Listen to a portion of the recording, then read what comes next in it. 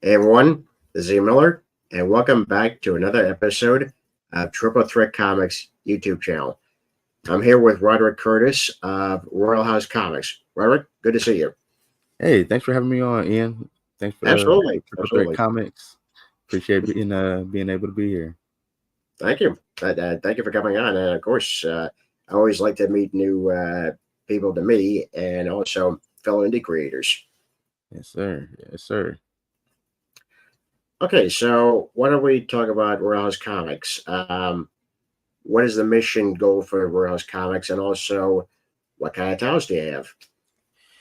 Royal House Comics was always meant to be like a collaborative, uh, um, kind of like a support group, and bring in writers, artists, producers together.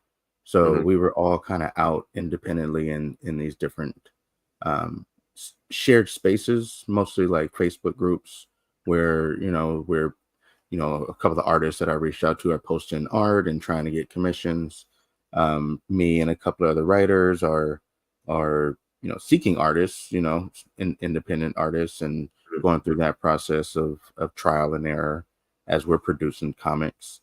And I had kind of put out a call to action, so to speak, and wanted to bring a team together because I was making my comic Pharaoh versus Priest Hmm. independently. I have a fantastic artist who's Ukrainian. Bodan is uh, really a world talent. Um, so we did Pharaoh versus Priest Part One together, but I had other ideas. I kind of got the bug, so I had other projects I wanted to get artists on, and really um, thought that if I was going to do this, I wanted to go big and build like a company and an empire. So, really. So several reached out back out to me, Yeah. and we kind of moved into like a workspace, a message group, and through I say that through the course of conversation and getting to know people and starting, um, we finished with what we have now, which is an international team of some of the best artists. Sikansi from Lesotho, and has incredible credits to his name. African Hmm. artist, great Leia, Sunday, and we have writers. Chris, I'm sorry, Chuck, who does Band of the Black Fist, very, very hot, like black inspired high fantasy. Yeah. So he had a ton of buzz with that, and he's one of our premier writers and producers. I can name the others. Um, um, we have Ishmael, um, Toby, and really we meet every other week, and we're always like idea generating, refining. We started off in a practice, and then over the course of the last 3 years, we've gotten really good. We've gotten really good, and we got some really hot projects and titles. So we built on Pharaoh versus Priest. We've published um, Detective Rumble, which is like this futuristic um, bosses, hoodlums meets high tech type of thing. Yeah. Um, we got Dambe, which is this incredible, rich, like historical fantasy based on Dambe, the West African boxing, and so much more. And that's who it's really like a mission in comic sustainability. Being able to rely, I never have to go searching for artists.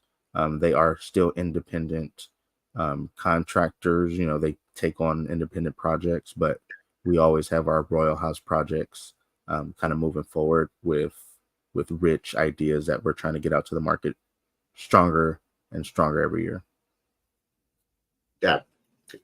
I always like hearing stuff like that, especially coming from a team that's obviously, across the globe in Yeah. a lot of ways, and coming together talk, just to do, the sheer love of creating comics. So that's always great. It's also great diversity because you have so many different voices, you know, in the same room, and you're trying to figure out, okay, here's where I think it should go. What do you guys think? And they add their own ideas to it. So yeah, I love hearing stuff like that. And like our spaces and those conversations are really incredible. And I think we need to do a better job of giving people an insight into some of the problem solving Hmm. conversations that we have in comics. D Inks, Donald, he's out of Maine. He's one of our freelance character artists, but he does a ton of like where he kind of he lets you kind of get into his process. So he like Hmm. does streams where you watch him draw. Um, Great does a ton of like producing and YouTube stuff. So like our team is real. They're each kind of like pioneering in their own right. As I mentioned, Sikansi is a much sought after African artist and international artist. So like we I would say a couple years ago we were all just kind of jumping in there. I only had I was working on my first credit, and Yeah, across the years we have several credits, published several works, have been featured in different spaces, like prominently, to be an upcoming yeah. indie shop. um so with take that with a grain of salt, you know or take it for what it is. We're still learning, but we've gotten really good. And when I talk about sustainability, a lot of people give up. A lot of people don't make it past trying to get their first project out, and it gets really hard when you're isolated. So I don't know how many people, like, everybody's got to have at least a couple people to rely on, even if it's like just contractually, because that's Yeah. not always hot. That doesn't always work out. So to have a team that you kind of build with is probably the biggest asset we have. Well, that's just great, because again, the team obviously does help you out, but it's always great to have wonderful, talented people behind you, Yeah, especially behind your vision. yeah, for sure. I think they give me a ton of deference as editor in chief. We definitely like throw ideas around, um, and build on each other's strengths. Like, our final project is always so much more enhanced just by everybody adding their sauce to it. We call it like the Wu-Tang model, Yeah. and everybody kind of has a hot brush, or you know runs with an idea in a way that's like really um, based on some inspiration. So yeah, it's pretty cool. Yeah, I can't wait to really kind of get that moment where everybody gets exposed to what we're putting out there. Yeah, absolutely. In fact, why don't we show them the website? Yeah. So let's just do that right now. And folks, the link is actually at the bottom of the screen here, but we'll definitely show you the website. Yeah. The website is in remodel. We're definitely trying to capture like attention with some of our works. On the left here, we got some Hmm. placeholders for some books we have coming out, like on the right. So the left four are things that we have out. Um, that's Band of the Black Fist, Detective Rumble. Dambe is like this origin story for this rich culture of Dambe boxing. So that's a Hmm. whole series, and kind of epic there. And then Pharaoh versus Priest right there. We're about to come out with part two. Obviously, my Ukrainian uh, counterpart has had some trials um, and troubles, but yeah, you can see his rich work right here, Bodan. It's about um, essentially like turn of the age Egyptian empire type stuff. Hmm. Um, Nefertiti, King Tut, Akhenaten, that 19th dynasty, just kind of just wrapped in lore and like fast and loose with whatever think people is like historically accurate, just to tell like just a fantastic like you know um, a love story wrapped in a horror story wrapped in an adventure. Um, it's a tragedy where we kind of follow this hero who's like against all odds and just trying to protect his family as he's kind of thrown into this succession. We know how that goes. Yeah. Yeah. What I love about it is obviously you're taking actual mythologies and you're combining it, but it has a tone of the Mummy in a lot of ways. Oh yeah. I mean, when I'm the fantasy part is like, yeah, we're really gonna pull on all um the mystique of ancient Egypt. So people aren't bound, but you know what I mean. Like people can do things that we may not know how they did it, but we're definitely going to embellish. But it is rooted in a realism. I'll say as well, and that was important to me Yeah. to root it in. They it is some technology or some mystical understanding that they're tapped into, and not just a loose kind of display of power type of Yeah. thing. Wow. And it's already available and out of stock, folks. And you said you were currently working on part 2 at the moment. Yeah, so we kind of took it off the website for as we're pushing the Kickstarter. The Kickstarter Mhm. has a couple more, like by the end of the week. We got a long way to go. I'm not sure, but I didn't want to like kind of compete with my own Kickstarter. So we don't really print a lot of these. They're mostly digital.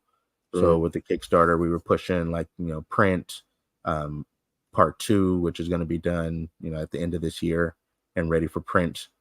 So all those books will be back up available for digital download as we kind of look to, like you said, bring that audience in just to the readership, Yeah. and then do like limited edition print runs, because that's kind of where indies, I know where I and the team are still finding that like gap where you lose a lot of money on these print runs, if you're not selling at the cons and kind of keeping that stock. And so we really try to go digital, but I know Yeah. we're going to have to get to people like the floppies, people like the cover art and being able to hold. So we're going to have it back up on this website as we flush it out. We just transitioned to this platform, so we're going to get all the rest of our titles up and then really kind of make this like our hub. Yeah. Okay, let's take a look at the Band of the Black Fist for a second here. Wow, this is stunning cover art as well. Band of the Black Fist. This is Chuck Cox's. I would say his baby, his idea, his I don't know what do you call it. Maybe that somebody's like essential work. Yeah. But this is like that ode to all the different various like high fantasies, um, where you really kind of have that rich backstory, but it's based on this like these former soldiers, what they call them, where you hire, swords for hire, Mercenaries? Mercenaries. mercenaries, Yeah. mercenaries, even though they might have had a different faction, but now they're mercenaries kind of, out there. And they kind of get recruited back on one of their old missions together. So the art for this is incredible. The the fight sequences really kind of take you back to some of that high action type stuff. And yeah, this is a really cool book. Something we're looking to, like I said, get some buzz so we can start pushing the rest of the series. Yeah. But it certainly got some buzz for me because just the artwork and the story alone sounds fantastic. It's the same thing with obviously Pharaoh and Priest. Yeah. We so this Pharaoh versus Priest was kind of my um something that I had in my imagination for a long time. Same for Chuck with Band of the Black Fist. Mm-hmm. Dambe is something that we kind of came up with together. As I had like just a kind of nucleus of an idea. and others kind of jumped in on that. But we do a good job of supporting each other through the finish line. You see, I have some editing credit on this book. Yeah. Push and pull resources together to make sure we can get these ideas out. It looks fantastic, and yeah, that's all I can say about it. It looks fantastic. It sounds fantastic. Like I want to buy a copy right now. Well, it's bundled with the Kickstarter. I don't think we're going to reach the finish line, so we'll have these back. We'll have this back up for like this is available on, I believe, it Indie Comic Planet. Oh, you're also on Indie Planet. Yeah, a lot of our works are also on Indie Planet. Detective Rumble's available on Amazon for digital download. So we are live. We definitely are. Have some real producing credits for digital download. We don't have a ton of printables right now, except for this is available for print on Comic Planet. So we're definitely legit, but we are definitely small and still kind of getting our I would say like our publishing logistics kind of solid and ironed out for the future. Oh, I trust me. I understand completely. I'm the same way. I just still have to figure this stuff out. My partner and I have to figure this stuff out. Mm-hmm. So it'll get sorted out. So yeah. And you said Detective Rumble was currently on Amazon. Yeah. I have a couple of books on Amazon. I publish fiction comics. Fair versus Priest is a novel.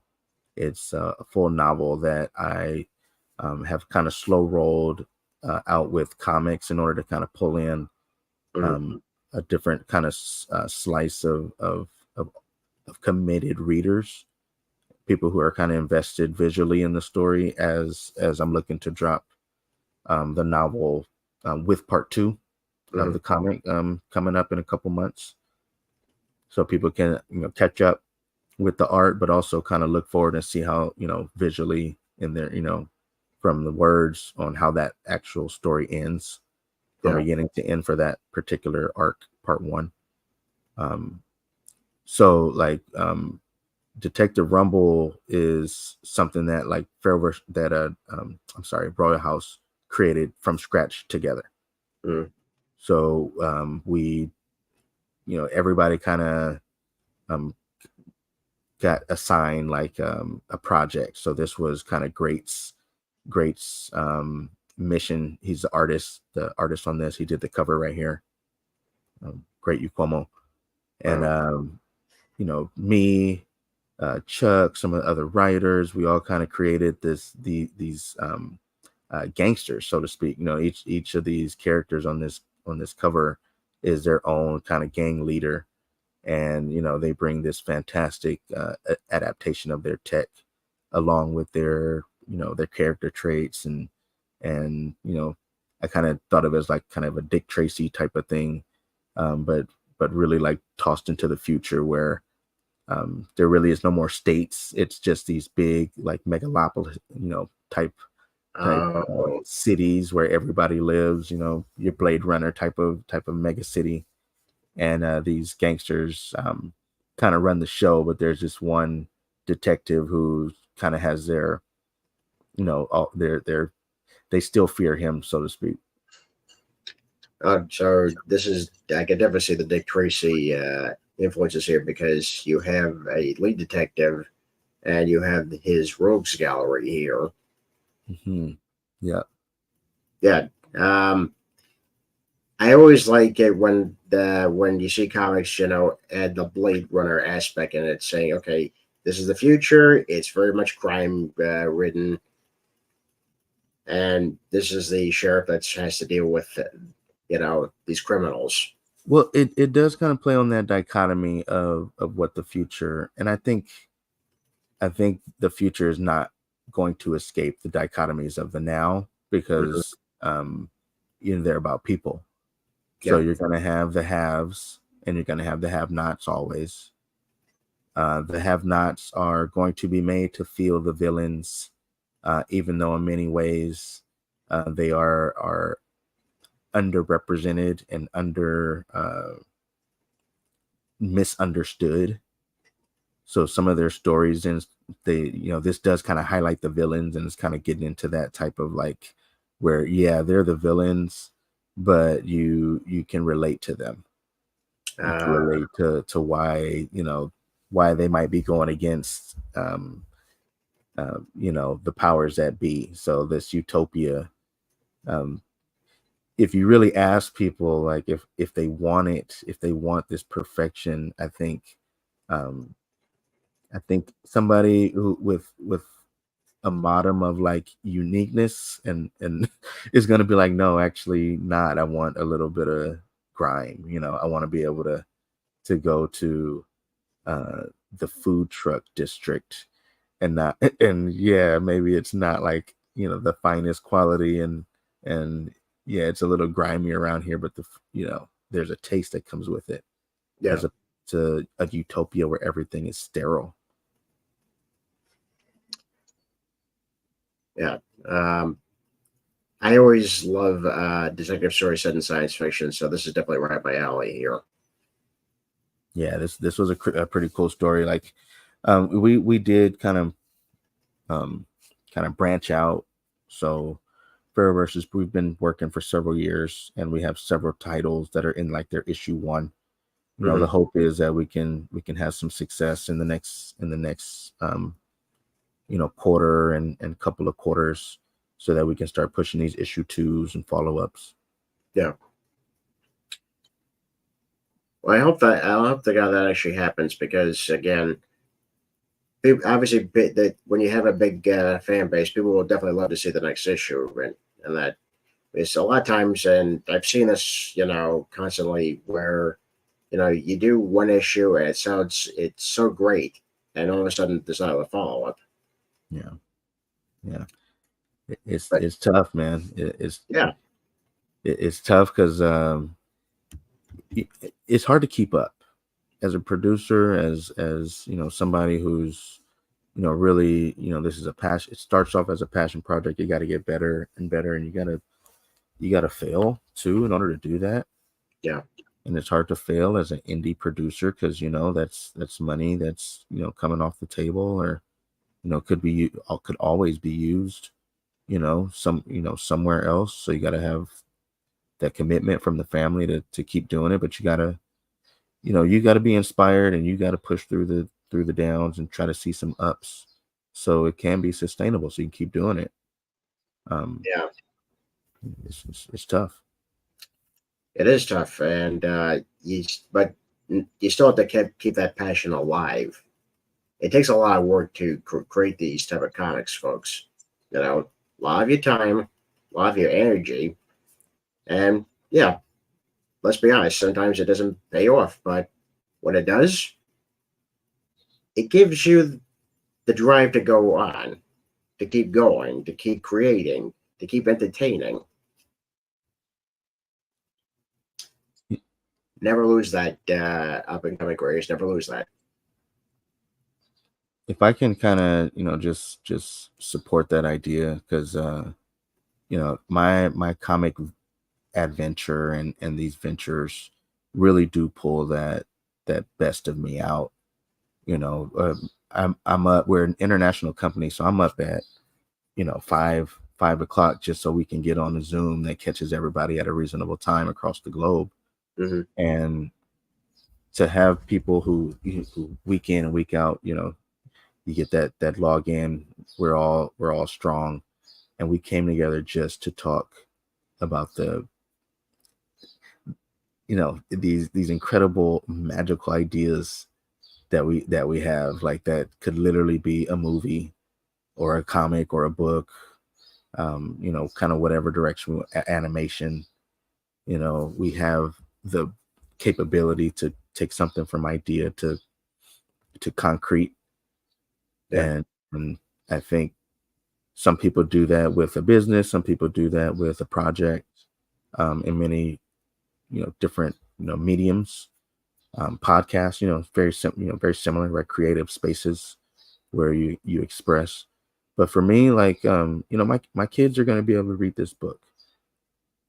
We had a Dambe game. We it that that was a venture in itself. But we the next book that we had you know have available, Dambe, we had a whole like mobile game that was related tied to it. It's still downloaded. The APK is still downloaded on my phone.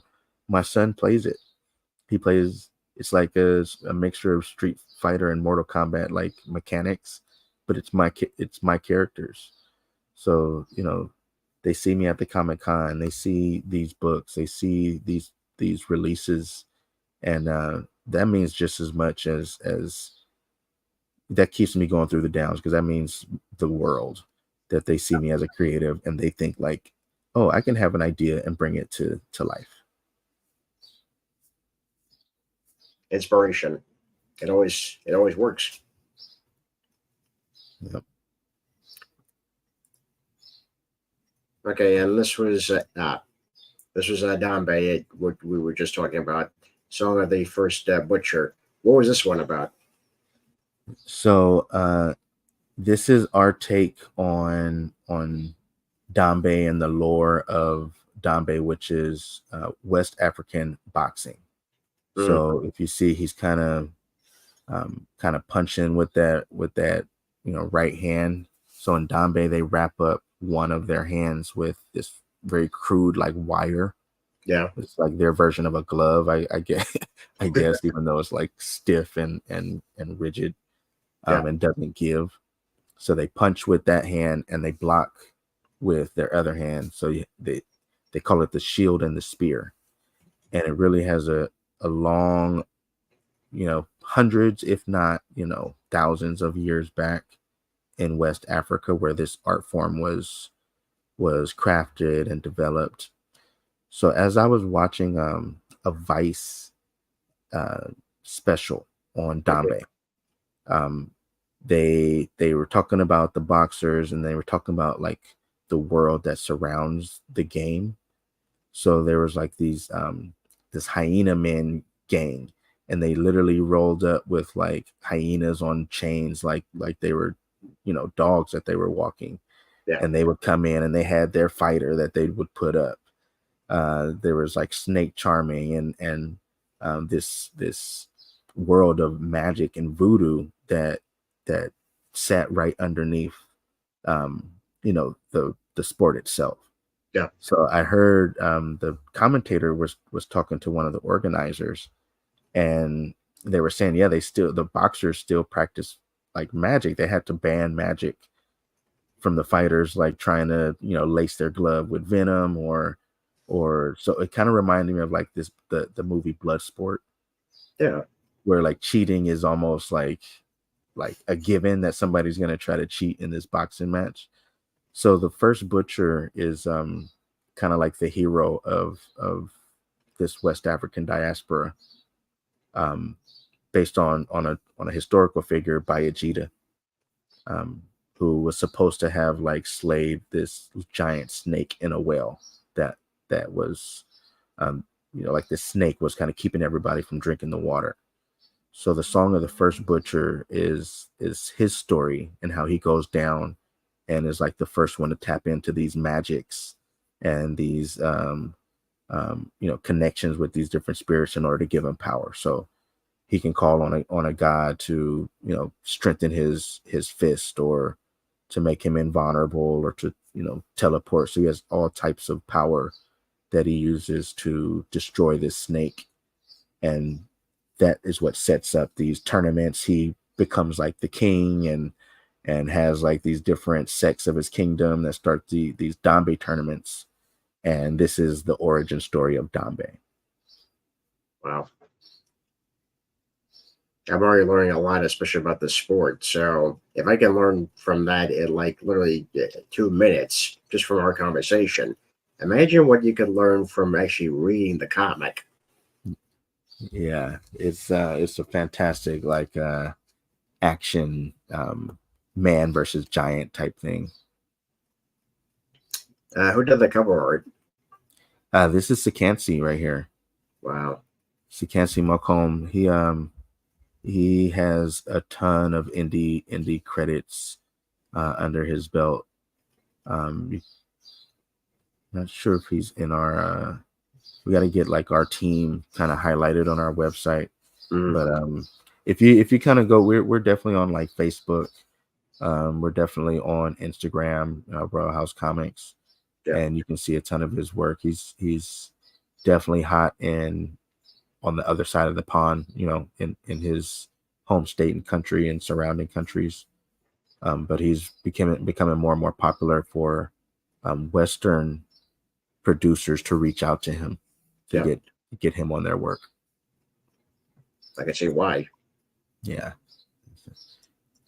Okay, so those are the four titles that you have already finished, and these next ones are in the pipeline. These are all fillers. So my these are gonna these are not our works right here on the Okay, yeah, this is not our work.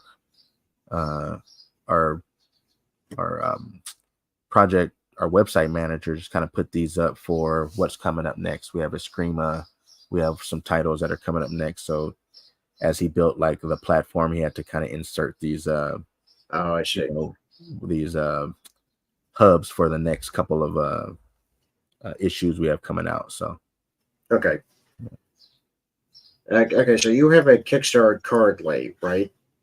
yeah, our Kickstarter. So we have a bundle, and this was our first Kickstarter. We learned a lot. One, I realized it's hard to manage a Kickstarter. I'm definitely getting a manager next time I Yeah, do one of these. yeah, We bundled a lot of our works, and I think as I just Pharaoh versus Priest is the next project coming out. It's, I would say, maybe about 80% done as far as art. Needs to go get lettered and um, kind of finishing touches, yeah, edit stuff like that. But you know, if I was gonna do it again, I would probably just feature that one issue as the Kickstarter instead of the bundle. So I think we bit off a lot, kind of to be able to follow up with the work that it takes to keep a Kickstarter like high in people's feeds and kind of work the algorithms. I need yeah, more support. So um, I think this one only has about 48 hours. We've only scratched the surface of funding. 'Cause like I said, we're pretty ambitious. So um, we'll kind of collapse that down, learn from it, kind of get back to our own website as we figure out how to roll out this issue 2 just like straight to the consumer yeah. instead of starter. Well, I think with Kickstarter, it's always a learning curve, especially when you start for the first time. But yeah, you're able to take what has been, I think, a hit. I won't call it a loss because again, you've actually made some money on it. You were able Yeah, to raise money on it, but I wouldn't call it a loss. So I would take this setback, obviously, and what you said, learn from it, and just apply, saying, okay, this is what I shouldn't do the next time. I do something like this. But again, like anything else, it really is a learning curve. You know, you never stop learning, even as you're getting older. You never stop learning. yeah, that's true. I think you got to give yourself permission to learn through failure. Yeah, Um, you know, push yourself to jump back in there and use that to your advantage. absolutely. At the start of this, we were actually talking about LA Comic Con. You did that for the first time. What was it? A couple years ago, or was it? A couple years ago, yeah, that was I think Mhm. 2021. It was fresh out of the pandemic. We were pushing Fair versus Priest Part 1 is what we had available on the table, along with Dambe. Yeah, Yeah, that issue of Dambe was available, and we were pre-selling Detective Rumble. So we had cover art and some promotional material, but we as a team decided to kind of jump right out there, even though we didn't have a ton of fanfare. But I thought it was really big for us to step right into those shoes, yeah, because it did give us a ton of immediate notoriety as people see us behind the table at a venue like Comic Con LA, mhm, um, to see that we belonged with some of the art and artistry that we had. Yeah. With the work, we didn't feel out of place from like a, this is sloppy, or this, is not meeting a standard. We had a ton of people that, walked by and purchased. I wouldn't say we necessarily broke even on that con, but it was really cool to see, to sell your first comic, Yeah. to to have people really be interested out of the blue, and to buy your comic because it pulled them from the alley of since sensory overload. People are selling them Pokemon over here, and some legitimate um, merchandise from very well-known creators and titles, but they stop at our booth and they actually spend their money on something we have. Was pretty cool. Well, yeah, I think it also goes back to people are drawn more to indie titles now because they want variety. Yeah, I mean, we kind of built ourselves as an IP farm. Mm. So we got a ton of ideas. We have more to come.